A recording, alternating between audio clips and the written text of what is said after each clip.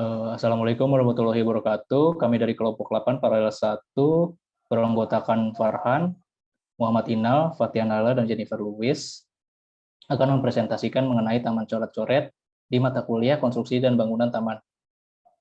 Nah, yang pertama berikut ada site plan dan peta aksesibilitas dari taman coret-coret. Untuk kondisi lahan dan ekologis dari Taman Coret-Coret, yang pertama, lokasi taman ini berada di persimpangan lampu merah, sehingga sangat mudah diakses.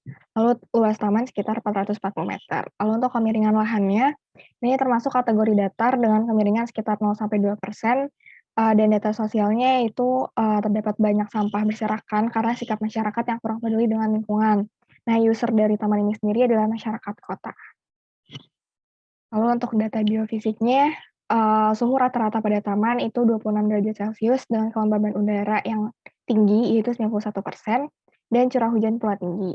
Lalu untuk tanah, jenis tanah ini latosol coklat atau tanah muda yang banyak mengandung zat besi dan aluminium, serta akses dari taman ini memiliki akses yang terbuka dari segala arah karena tidak dibatasi oleh pagar khusus. Lalu untuk data vegetasi yang ada pada tapak, ini ada beberapa vegetasi, yaitu ada jacaranda, bougainville, pucuk merah, melati, dan sebagainya. Oke, selanjutnya potensi Taman Coret-Coret. Nah, taman ini memiliki letak yang cukup strategis karena dapat terlihat dari jalan utama. Taman ini juga memiliki planting box yang berisi pohon penadu yang dapat membuat suasana menjadi lebih sejuk. Selanjutnya, sesuai dengan namanya, taman ini memiliki dinding coret-coret yang nantinya akan menjadi spot foto di tempat ini. Dan selanjutnya, taman ini memiliki grass block yang dapat membantu proses penyerapan air. Selanjutnya. Nah, untuk kendala, yang pertama terdapat area yang cukup panas, lalu terdapat juga beberapa pavement yang rusak, dan terdapat juga beberapa elemen taman yang tidak berfungsi atau kurang terawat. Contohnya kayak tempat sampah dan lampu yang memiliki kondisi rusak. Selanjutnya. Berikutnya, mengenai topsoil pada area Taman Coret-Coret. Jadi, jenis tanah di Kecamatan Bogor Utara ini termasuk tanah latosol. Nah, tanah latosol ini memiliki zat besi dan aluminium, sehingga biasa disebut dengan tanah muda. Nah, tanah muda ini memiliki beberapa manfaat, diantaranya untuk menanam rumput.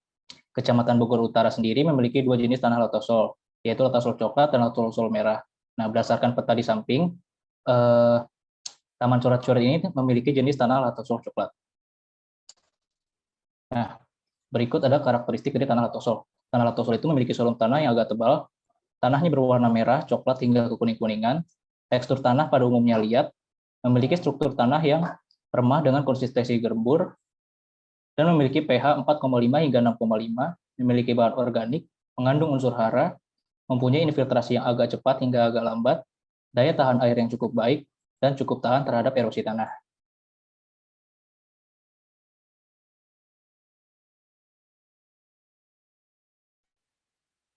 Oke, selanjutnya retaining wall struktur. Nah, pada Taman Coret-Coret sendiri, retaining wall itu berbentuk planting box yang terbuat dari batu dan beton.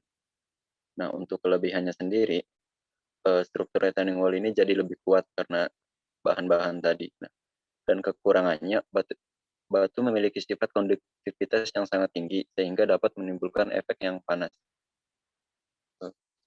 Next. Selanjutnya, jadi ada pada taman ini terdapat beberapa bahan yang digunakan dalam pembuatan dinding. Yang pertama ada semen. Kelebihannya itu ramah lingkungan, jadi jika dibandingkan dengan jenis yang lain, kandungan ini sangat aman dan resiko yang ditimbulkannya juga lebih sedikit terhadap lingkungan sekitar. Lalu memiliki bahan yang waterproof, jadi dia itu kedap air atau tahan air yang sangat baik, sehingga dapat melindungi dinding dari terpapar air atau yang memiliki kelembapan yang cukup tinggi. Kemudian juga semen itu memiliki struktural yang kuat. Untuk kelemahannya, harganya relatif mahal, pengeringannya membutuhkan waktu yang cukup lama. Yang kedua ada batu. Jadi kelebihannya bahan bakunya ini mudah didapat, harganya relatif murah, tahan panas, dan ukurannya relatif kecil. Nah, untuk kekurangannya lebih boros karena memerlukan banyak perekat, lalu cukup cukup berat dan memakan waktu yang lama dalam pemasangannya. Selanjutnya ada kaca. Kelebihannya mudah didapat dan dapat melihat pemandangan karena sifat kaca yang tembus pandang. Nah, untuk kekurangannya sendiri, dia dapat menimbulkan suasana yang lebih panas dan membutuhkan perawatan yang lebih ekstra. Selanjutnya. Baik, selanjutnya yaitu penutup tanah dan paving. Nah, penutup tanah yang terdapat pada taman coret-coret yang pertama itu adalah rumput. Kelebihan rumput adalah menggantikan kesan kosong dan tidak terawat dari tanah, lalu memberikan oksigen di area taman sebagai penyubur tanah, dapat menyerap air dengan efektif, dan dapat mencegah erosi. Nah, kekurangan dari rumput itu tersendiri yaitu mudah rusak jika terlalu sering diinjak. Juga perlu perawatan saat musim kemarau dan cepat mati jika tidak rutin disiram. Nah, selanjutnya penutup tanah pada taman coret-coret yaitu ada paving block. Kelebihan dari paving block yaitu murah, mudah dirawat, dapat menyerap air, mudah dipasang dan dibongkar, ringan, memiliki tekstur, bentuk, dan warna yang variatif. Kekurangan dari paving block yaitu mudah bergelombang dan susunannya yang mudah bergeser.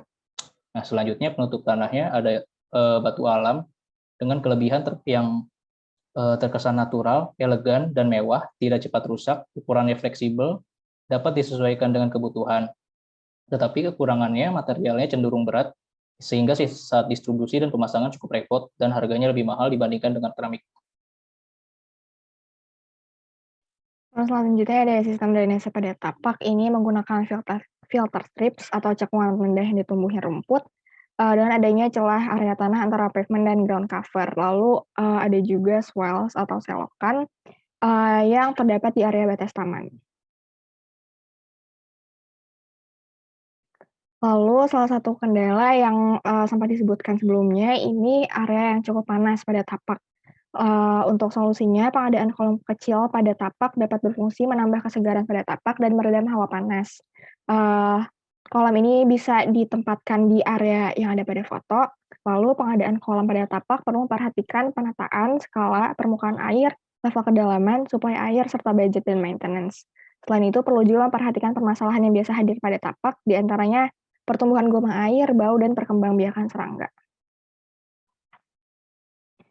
Lalu untuk strukturnya sendiri, kolam ini bisa dibuat dengan galian kurang dari 100 cm untuk memperhatikan penggunaan oleh user tapak yang banyak anak kecil. Lalu untuk lebarnya sekitar 40 cm dengan memperhatikan aliran drainasenya.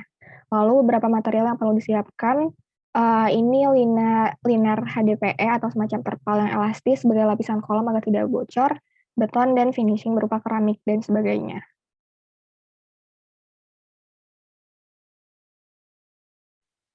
Untuk selanjutnya rekomendasi bahan material lain. Secara keseluruhan, bahan-bahan dari elemen lanskap yang ada di taman ini sudah dapat dikatakan tidak perlu perubahan karena setiap elemen taman yang ada sudah saling melengkapi, sehingga menciptakan sebuah keharmonisan.